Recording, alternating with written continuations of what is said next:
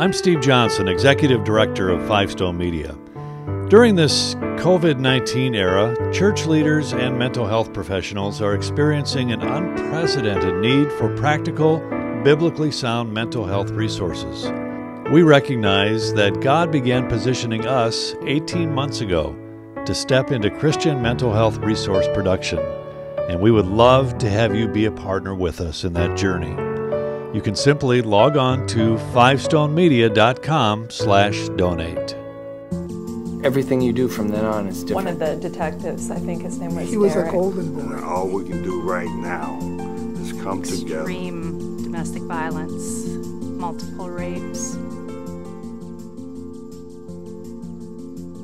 So glad to have you with us and an opportunity to talk with a colleague, a friend, staff member at Ridgewood Church in Minnetonka, and her name is Susan Thompson. We call her Susie. Susie, thanks so much for being here today. It's my pleasure. Thanks for having me. Yeah, it's great to have you here in this context. We've worked together for a long time now, and we've shared a lot of things, so it's so great to have you with us. And I know that you have a story that's hard to tell, and I appreciate you having the courage to be here. One of the things we want to do on life support is to tell stories to help others find a deep relationship with Christ and to learn how to walk with others through trauma. And you have stories that you can tell that will help a lot of people. Let's begin, if you don't mind, recently, because you've just gone through a really horrific experience. You've lost your daughter. Can you talk a little bit about that? Sure. It is hard, and as Pastor Paul often says to me, now I've been around a long time, so I have a lot of stories to tell. But most recently, back on January 29th, we received a phone call that morning, a phone call I never expected to have to take. And the person on the other end of the line said to me, "Sara has died." I was totally shocked, totally overwhelmed, totally knocked off my feet by that phone call. It has changed everything in our lives. Sara was my 44-year-old adult daughter. She had struggled with many things over the years, but in the last 2.5 years, she had found sobriety. She had found a renewed relationship with Christ. She was passionate about living for Jesus, and we had great hopes for her at that point, that her life going forward would be much different. So to find out that she had died was really beyond anything we could even imagine. I'm so sorry. And, you know, we're in a club where I've gotten phone calls like that too, and it's a horrific experience. And I'd like to spend time next time together and talk more about that journey, because that really is only part of your journey. It's a painful part of it, but you have been through so much, and here you are still talking about Jesus and still committed to him. If you could take us back to when you were newly married and you had high hopes and everything kind of went wrong. Would you mind just talking about that a little bit and maybe describe how God nurtured you through that time? Mm-hmm. I married when I was 19 years old, married a football player, a very handsome young man who I believed was a follower of Jesus. He seemed to be very committed to Christ. We married when I was 19. We were married for almost 18 years. But over the course of our marriage, in spite of the fact that he participated in a lot of church activities, was a Sunday school superintendent, taught in a Christian school, kind of did all of the right things. In spite of that, he chose to have a series of affairs with other women. And over the course of the years, there was a lot of hurt, a lot of resentment that built up. And ultimately, close to the time we would be married, 18 years, he decided to leave the girls and me for another woman, moved in with another woman and her 2 children, and left us. We were really abandoned by him. We had gone through some marriage counseling. We had talked with our pastor at that time, and I asked others to pray that my marriage would be restored, because to be divorced was something I had never imagined to occur in my lifetime.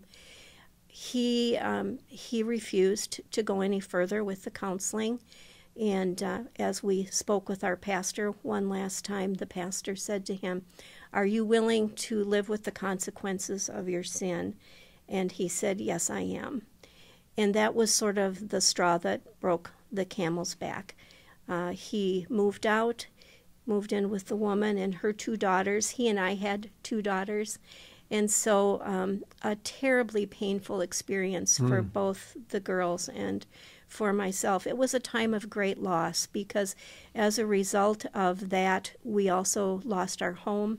I went through a bankruptcy experience, and it was a time where I really felt in my life that perhaps God was just done with me, that I had no future in terms of being able to serve in the kingdom. And up to that point, I had been very active in a number of ministries, teaching Sunday school and those kinds of things. And it really felt like I had been abandoned both by God and by my husband. Well, I can imagine, because here on one side, he's saying, I'm a Christian, I'm living for God, I'm involved with my church. And then on this side over here, he's cheating on you. How did you reconcile that? Or how long did it take you? Or what was that journey like? I really couldn't reconcile that. It did take a long time. It took a long time for me to be able to walk in a place of forgiveness. It took a long time for me to be able to see that God still had hope and a future for me and for my family.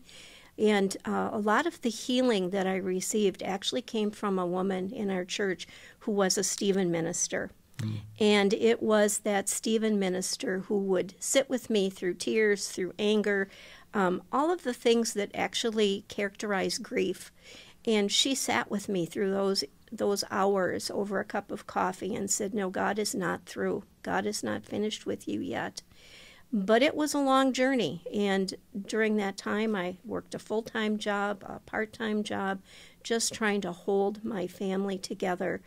And I believe it was really during those years that we'll go back and revisit this, but it was really during that time that things became very difficult for Sara, and where her life sort of began to unwind at that point.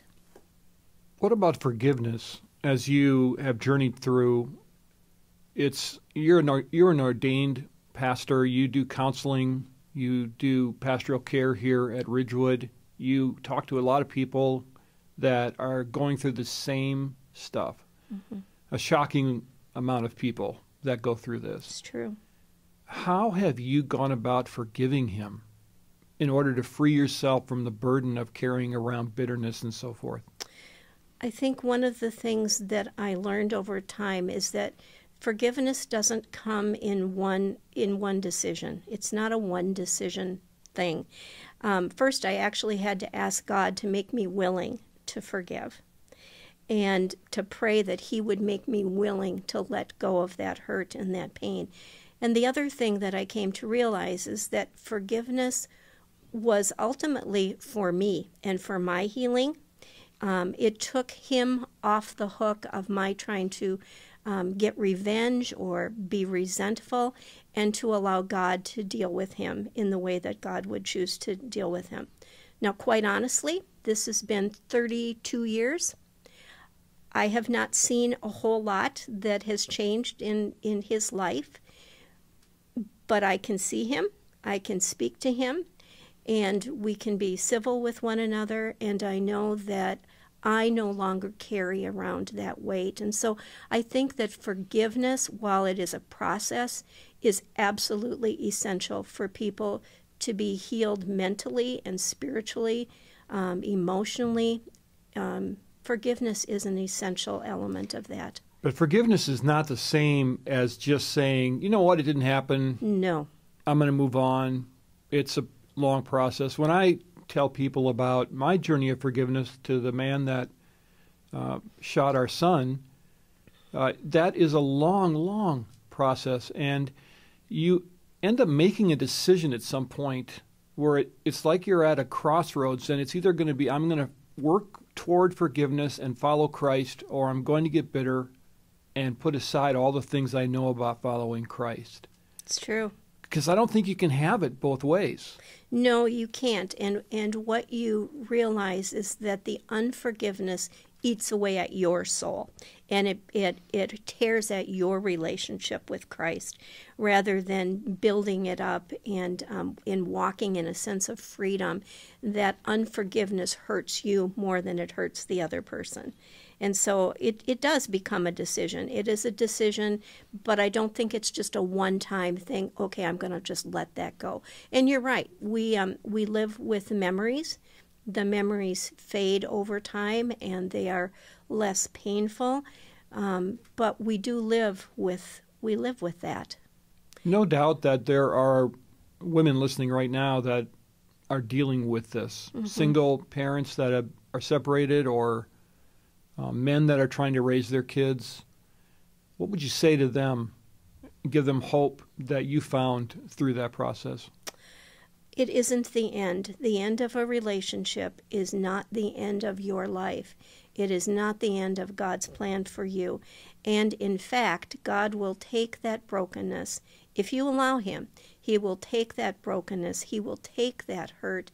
He will use it to bless you, to grow you, and He will use you to be a blessing to so many other people if you will allow Him to do that work in you.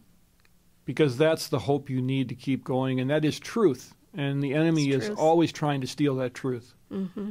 That's right. And trying to drive us into a place where we feel like we're no longer usable, when in fact we're probably more usable than ever before. That's right. I think it does. It uniquely prepares us for ministry to other people who are hurting in a variety of ways, because your empathy grows, and you kind of move. I had to move from a place of judgment.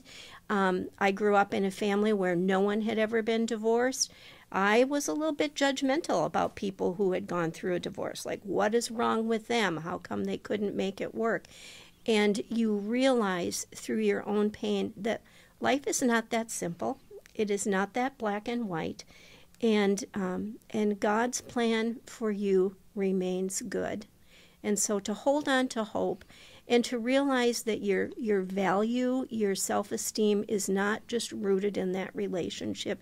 You need to find your self-esteem and your value in your relationship with Christ and who He says you are. How would you counsel the average churchgoer regarding how to lean into the life of someone who's going through a divorce or has been divorced? Be a good listener. Be slow to speak. Probably don't offer any advice unless you are asked for that. Be willing to put an arm around a shoulder if that's welcome. We can't do that today right now, but a virtual hug is always good. I have a friend who every single day right now sends me exactly that, a virtual hug, a little text message saying, I'm thinking about you, I'm praying for you today. And I think those kinds of things, that just stay in touch, sit with a woman who is alone in church. I found it very difficult to go to worship with my two girls without my husband there. I felt very awkward, and so be willing to sit with her, take her out for a cup of coffee, maybe invite her and her family or him and his children to go out for a bite to eat after church, but just try to make them feel comfortable and know that they're cared for.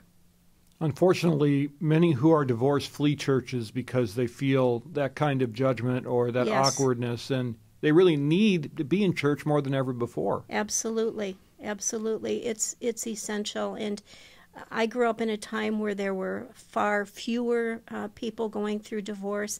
I think the statistics now show that even 50% or more of Christian couples end up going through a divorce, which is a terribly sad commentary on the state of our marriages.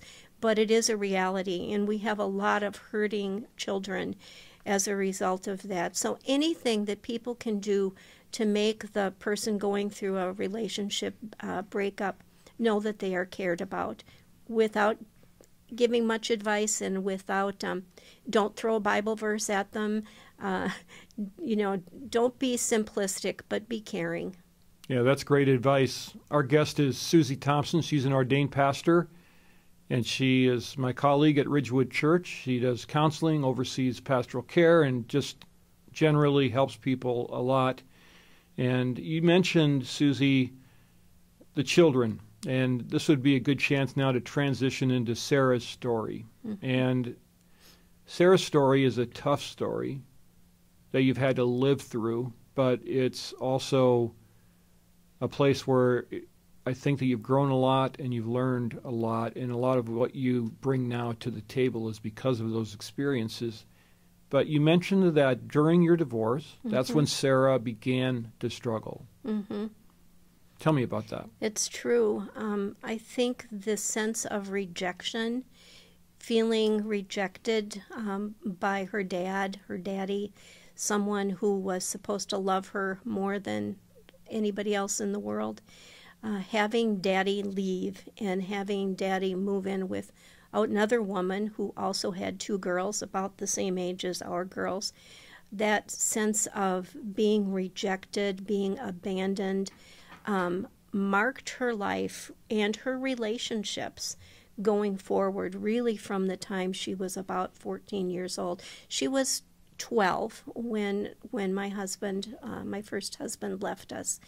And by the time she was about 14, we began to see the acting out, skipping school, starting to smoke, sneaking in and out of the house, and just the beginning of a pattern of behavior that was very unhealthy. So one thing we can take from that before we move on is if you see a change in behavior of one of your children like that, don't just say, they're just teenagers. No. Something's going on, right? Right. There is they're just teenagers behavior, which all parents pretty much experience. But if you see something that's more troubling than what you think is just normal acting out, she was also very much an introvert. And so it was hard to pull out her feelings, to get her to talk about her feelings. But I think this is where it is really important for you as a parent to begin to investigate, do we need to have some professional help here? Do we need to address this in ways that you, frankly, in that moment are not capable of caring for? So how did you see that behavior then begin to escalate, Sara? I know we'll talk about the fact that I remarried at a certain point, but by the time she was 15, the behaviors were really obvious. She would go out with friends and come home and obviously be inebriated, be just drunk. She would sneak out her bedroom window at night and sit on the roof and smoke cigarettes. And so we began to see this progression. And then there were boys, and then there were more boys. And my girls were involved in a very serious car crash when Sara was 16 and my daughter Lisa was 18. They were in a very serious car crash. Sara was driving. Sara did not have a license, and we received a call from the hospital in Eau Claire, Wisconsin, that Sara was actually unresponsive at that point. To make a long story short, we raced over to Eau Claire, Wisconsin. My brother drove us there, and in the course of being told about her condition, she suffered a serious brain injury, and in the course of being told about her condition, the doctor said sort of offhandedly, "And did you know that Sara is pregnant?" We did not know that. Mm-hmm.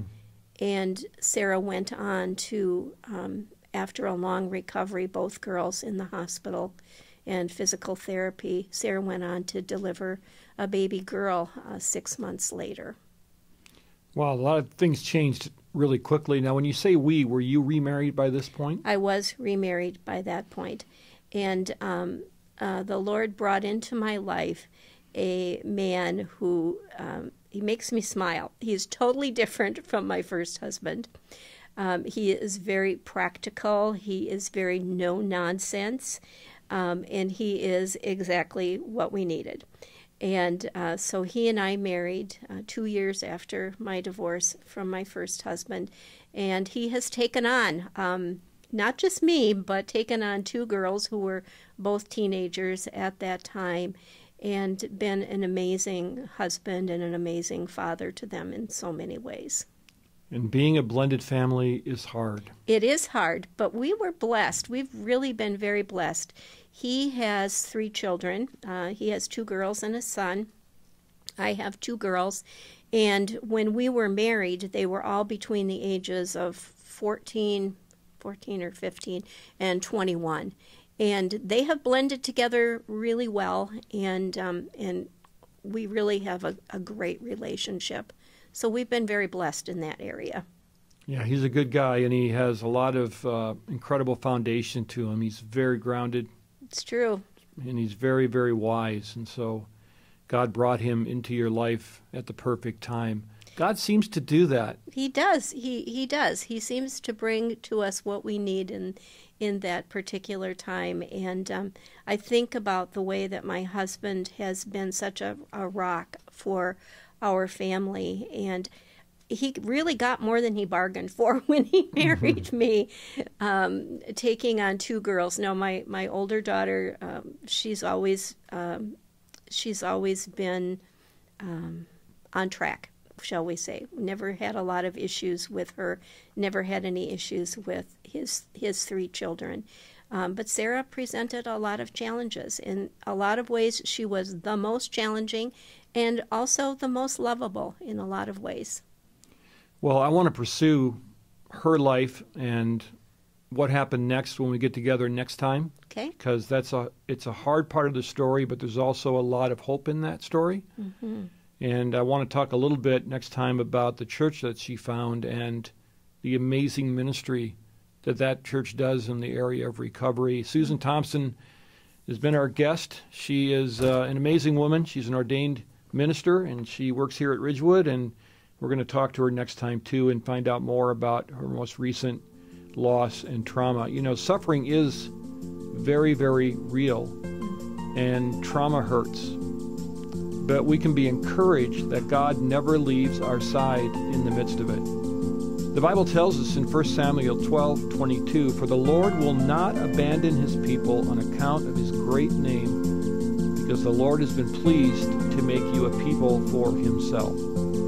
So you can take hope and joy in the fact that God never abandons his children, and he will never abandon you. And there may be times, as Susie described, that you may feel abandoned. You may feel as if you're alone, and you may feel as if God is nowhere to be found. But the Bible paints a picture of a God who's faithful, a God who will always be with you, and I want to encourage you with that today.